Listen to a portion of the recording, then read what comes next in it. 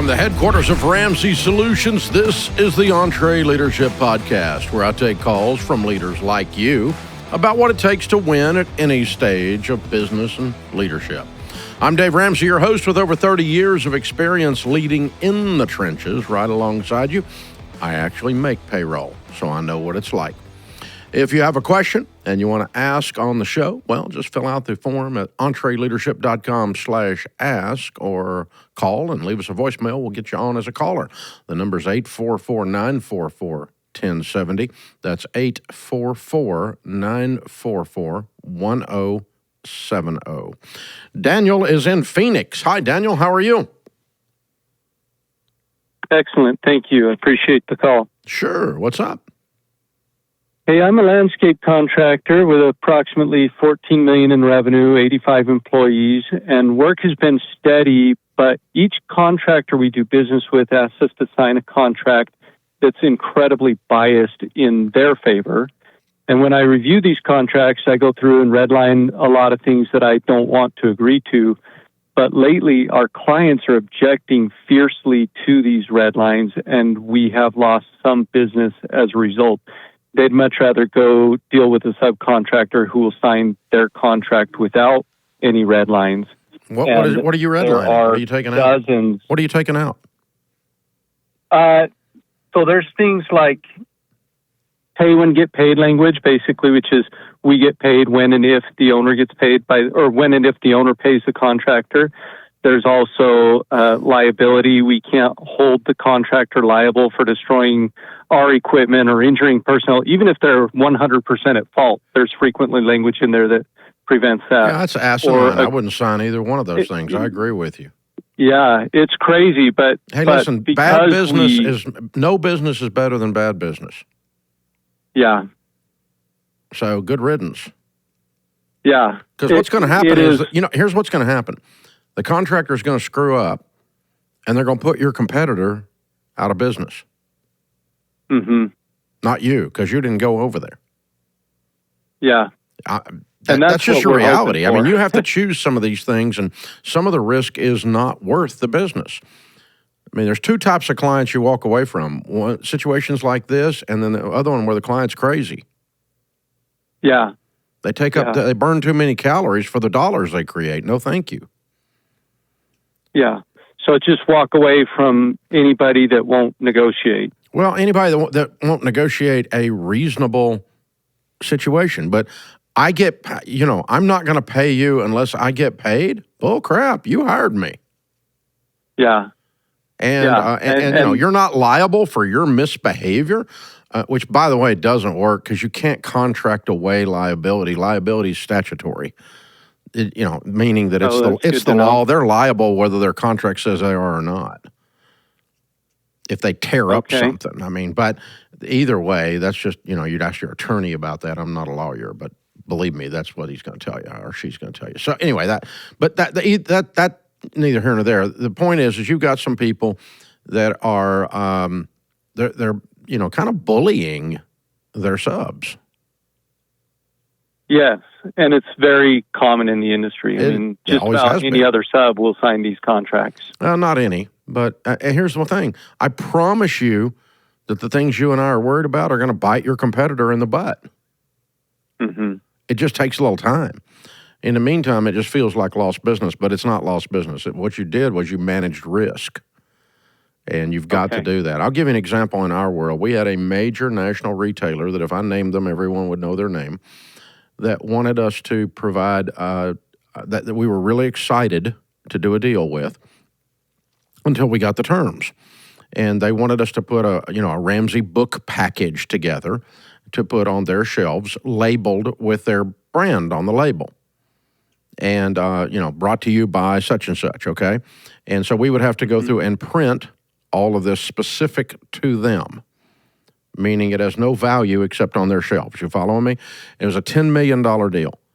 And we were really excited about it because the distribution and the branding and to be associated with a name that big and all that it was a big deal for Ramsey back in the day.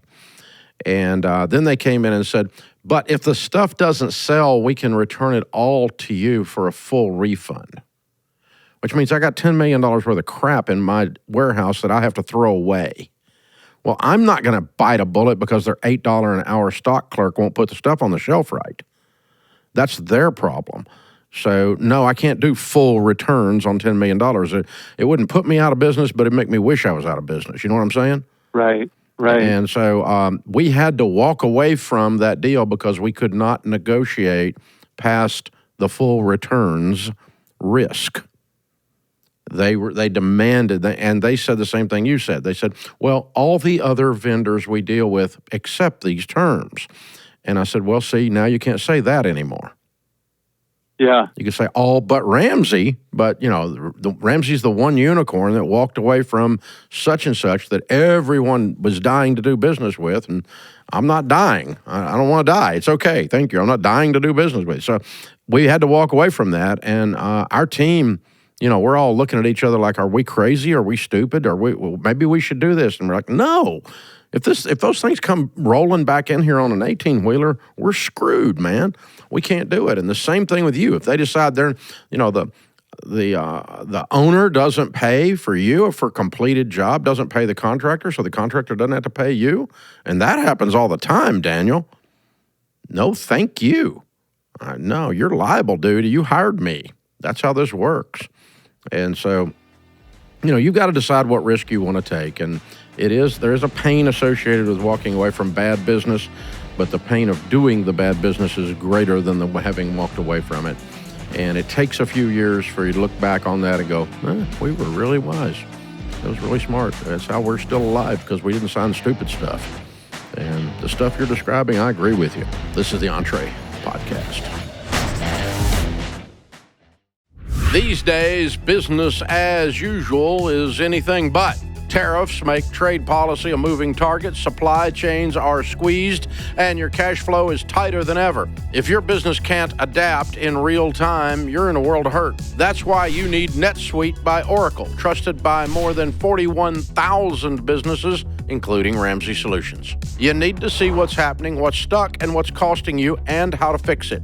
NetSuite is the #1 cloud-based business management suite because it helps your business make the right decisions fast.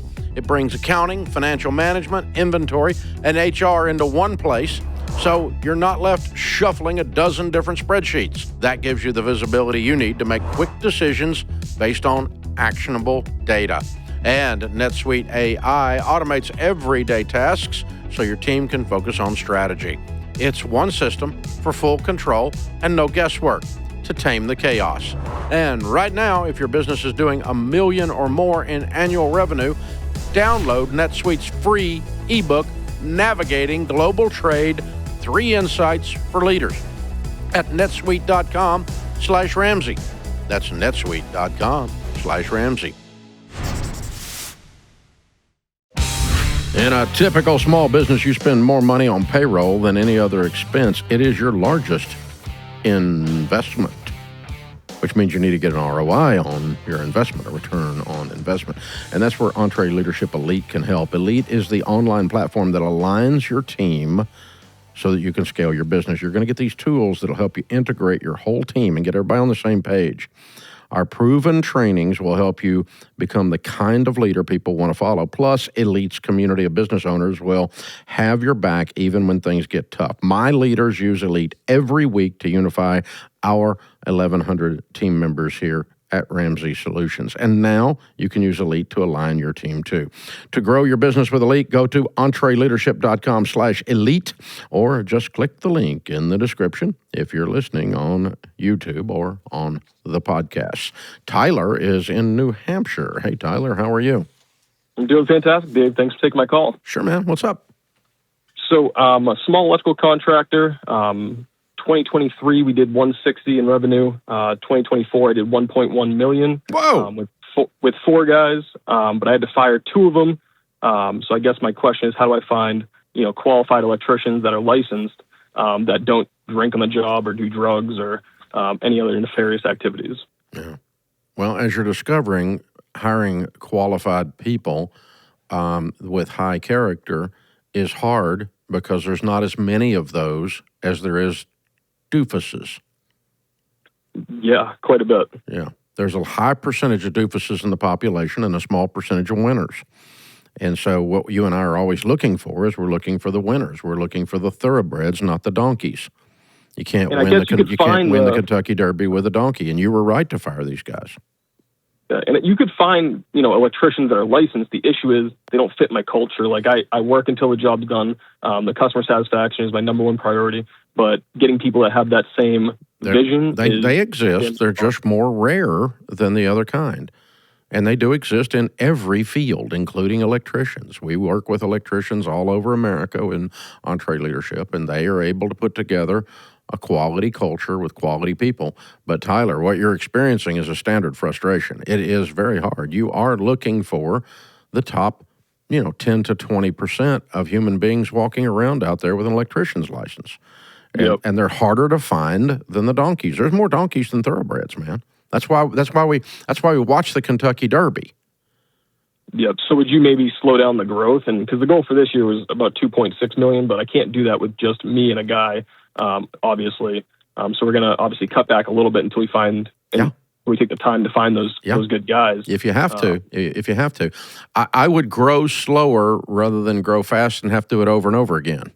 Because as you have discovered, doing it over and over again is kind of a frustrating experience.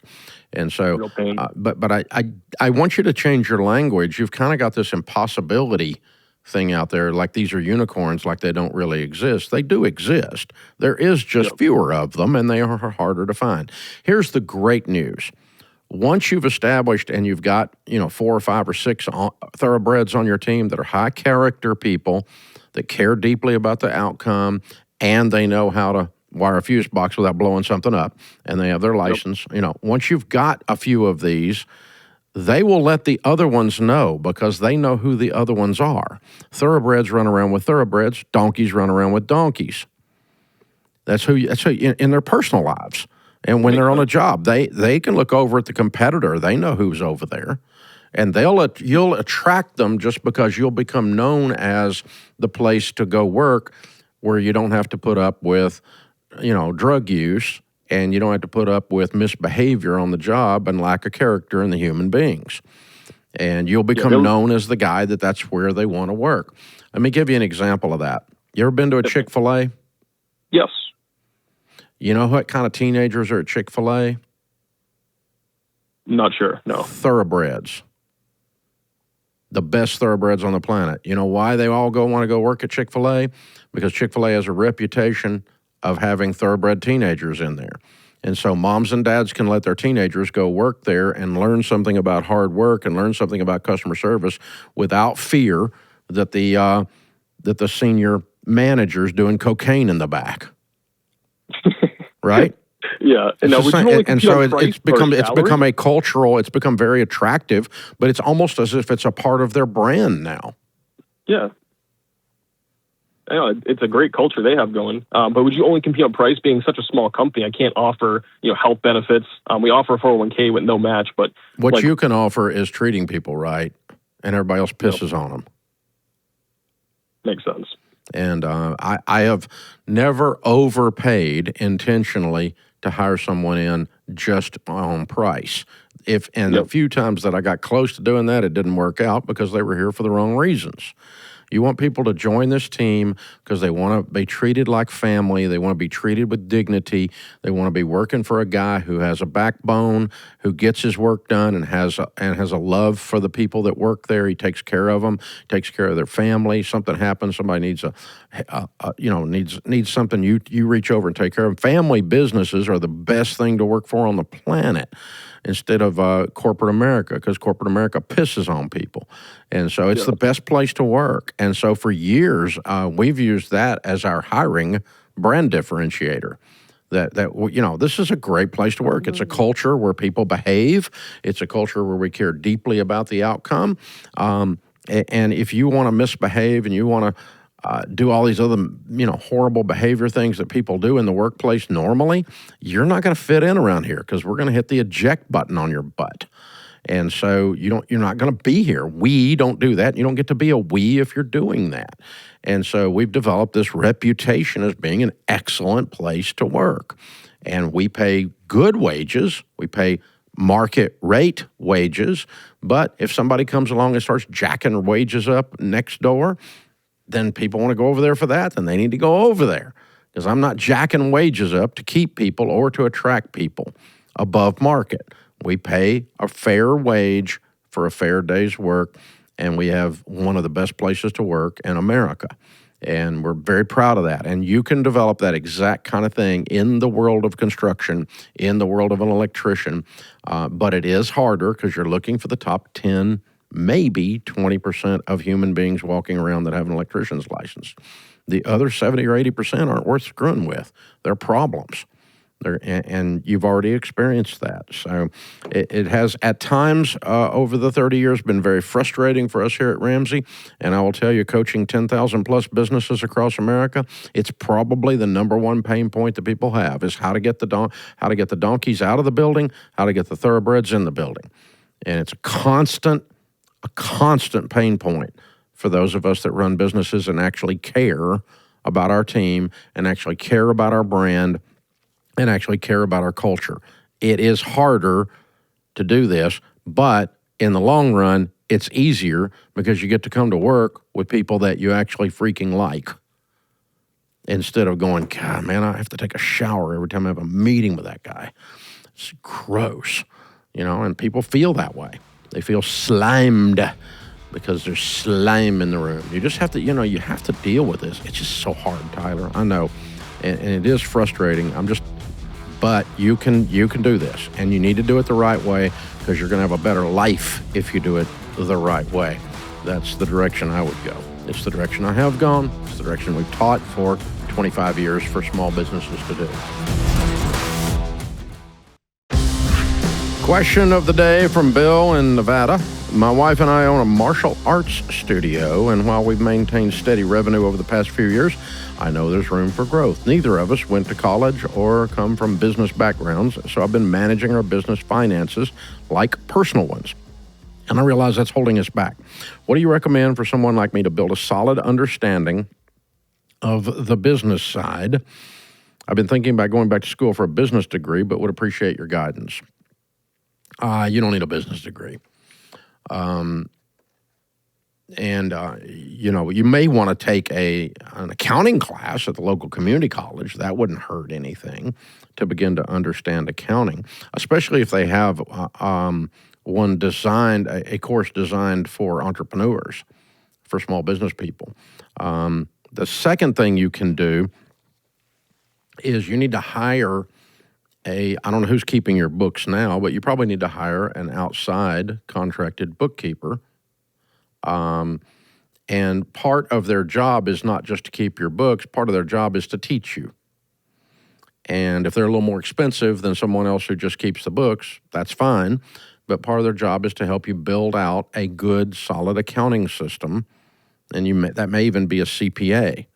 And you can go to RamseySolutions.com and you can find those kinds of folks and our ELPs, our tax-endorsed local providers. They're people that do taxes locally, but a lot of them also do books and do books for small businesses. So ask one of them, could we hire you to do our books and teach us how to build out an accounting system? And you can find someone to do that, and that's probably the best route to get that basic system in place to do that and to manage that.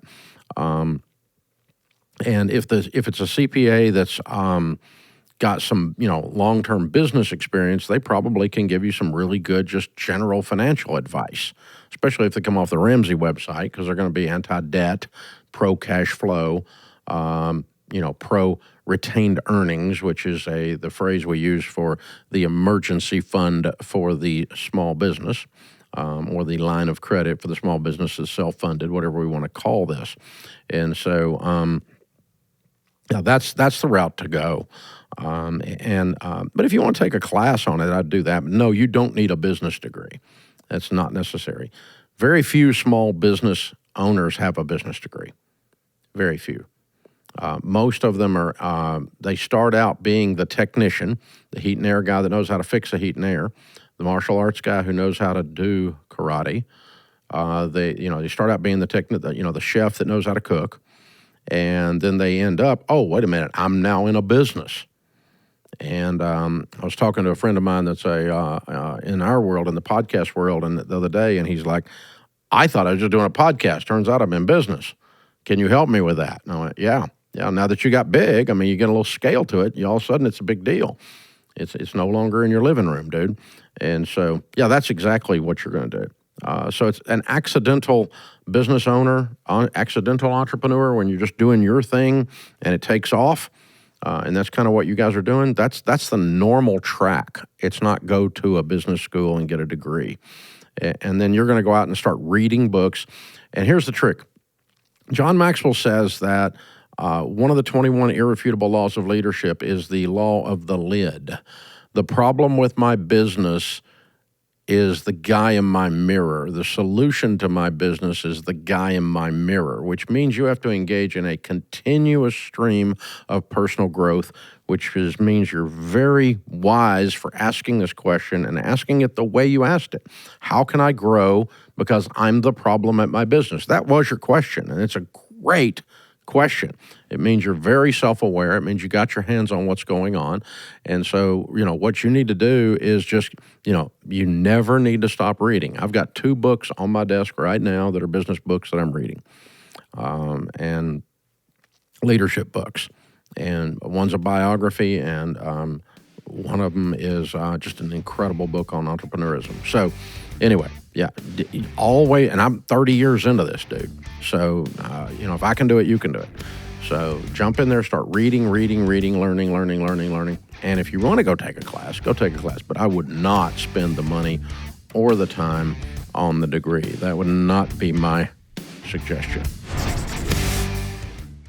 Thanks for hanging out with us, America. We're glad you're here. If you want to be on the show, you can call us and leave us a note at 844-944-1070. And we'll get back with you, and the team will get you set up to be one of the callers here, and we'll try to help you move your business along. We love small business people here. You are the backbone. We are the backbone of the American economy. We are proof that the free enterprise system still works, and we hire more people and create more of the gross domestic product than all of corporate America put together. And corporate America struts around acting like it's doing something, and you and me are the freaking economy, boys and girls. So we're glad you're here. You deserve to win, and we want to help you. 844-944-1070. If you want to help us out with the show, we would appreciate it. You can consider following. Click the old follow button, the subscribe button. Leave one of those nice 5-star reviews. Mama said if you ain't got nothing nice to say, don't say nothing at all. And so don't do that. And, hey, share it. Tell people about it. Share it with a friend. Tell people you're listening to this show. And we'll try to help you out. It's what we do. Scott's here in Cincinnati. Hey, Scott, how are you? Hey, Dave, I'm good. How are you? Better than I deserve. How can I help? Yeah, so I'm the senior technician of my family's residential HVAC company. We have about 6 employees, and last year we did $1.2 million in top-line revenue. My question is, how can I best honor my family while respectfully suggesting change? How old are you? I'm 27. How long have you worked there? I'm in my 10th year. Okay. How long ago did your dad and mom start this? So my grandpa he's the current owner. He was the first technician ever hired by the original owner. So the company started in 1980. He bought the business in 2005, so he's owned it for 20 years. And my mom has worked with him for the last 25 years or so. Okay, so your dad's not there? No. Okay, all right. And, okay, all right. Well, I think the first thing you have to do, and I think you're probably doing this, but I'm going to outline it for all the people listening anyway that are asking the same question you're asking. The first thing you have to do is you have to be like the best senior technician on the freaking planet. You got to be so good at your job, and so good at leading the people, in other words, doing the job that is your job, that it earns you the right to speak up. Mm-hmm. If you're at 90%, you got no right to speak up. You got to be at 120%. Right. Okay? Because you're overcoming the fact that your grandfather remembers the time you were walking around and pooped in your diaper. Right. He still looks at you and sees that. He can't keep, because that's human nature, right? Yeah. You follow me? Yeah. And so, you are a very accomplished 27-year-old young man, but it is very hard for your grandpa to see you that way because that's just human nature. And the way you can overcome that and for him to start to see you in another light is you perform at such a high level that his pride in your work is about to bust his buttons. His chest is sticking out. That's first. Lay that foundation. I kind of think you're already there or close, but I'd be real careful about that, okay? Sure. Because sometimes Gen 2, or in your case, Gen 3, is walking around, running at a pretty good pace, and they got a bunch of ideas, and they've really not earned the right by being excellent to speak up. So that's step one. Step two is begin all conversations, and you did this already, Scott, so you're ahead of the game. Begin all conversations with honor. Yeah. Honoring your mom, the 20 years there, honoring your grandfather, being the first technician there, building this out. I mean, what we're saying here mathematically is he was a HVAC technician before you were a gleam in your daddy's eye. Right. You see what I'm saying? So, he just, you were there first. I mean, he was there first, so he's the GOAT. He's the original. And you got to honor that. You got to honor that and honor that. And Grandpa, I respect what you've done, what you've pulled off here, staying in business for 45 years is an anomaly. This guy's a stud. Mm-hmm. Your grandpa is incredible. And you I need agree. to talk about him to him and about him that way all the time. The number of companies that have gone out of business since 1980 in heat and air is a bunch, like most of them. Yeah. Very few companies are as old as you all are in that space. Yeah. So honor. This guy's the GOAT. So be careful before you come up to Peyton Manning or Tom Brady and tell them how to throw a football. Right. That's what we're doing here, okay? So, and if you approach it from those two positions, and then you say, I want your help telling me, this is what I think I'm seeing, what am I missing? Okay. And I think if we did this, it might work, but I'm afraid that I'm the 27-year-old and you're the GOAT, and I don't know what's going on. Grandpa, tell me is this a good idea? If it's not, teach me what's wrong with it so that I can be you someday. Sure. And nobody hates that conversation. Right. Because it's laced in honor, and it's a question rather than you running around going, I'm so much smarter than everyone because I know how to use the internet. Right. That's just bull crap. All right. And so nobody wants that. So it's the opposite of arrogance. There's a humility to it, but it's not we're not being manipulative. You're just being truthful. The truth is your grandpa's a stud, and it'd be smart to ask him some questions about business. He probably teach you some stuff. And a good way to do that's going, I think I'm seeing this, and you've avoided a bunch of bad decisions, Grandpa, and you've made some really good ones because you've innovated and changed as you've gone along here for 45 years. So I'm seeing this. It feels like we could do this. What am I missing? What is there? Should we try that? And if not, teach me why. Yeah. And, he may look at you and go, that's a dadgum good idea. Let's try it. Yeah. You may be onto something, or he may, but that enables him to hear it. Because if you come in with just a tinge of, I've got all my crap together and you just don't know what's going on, he's going to look at you and go, man, I got socks older than you. Yeah. And the whole thing's going to shut down, and rightly so. And so that's we have watched a lot of family businesses navigate a lot of stuff, and especially the Generation 1. If Gen 2 and Gen 3 will approach conversations and approach change and approach questions with great honor by paying honor, it just goes a long way. It goes a long way. Very few people hate being honored if it's not, as long as it's not manipulative. I mean, and you legitimately respect your grandpa, I'm sure. Oh, I do. Yeah. Yeah. I mean, because it sounds like he's worthy of respect and honor to me. Yeah. A guy that runs something 45 years, job. I'm impressed with. Yeah. Crap, I've only been doing this 34 years.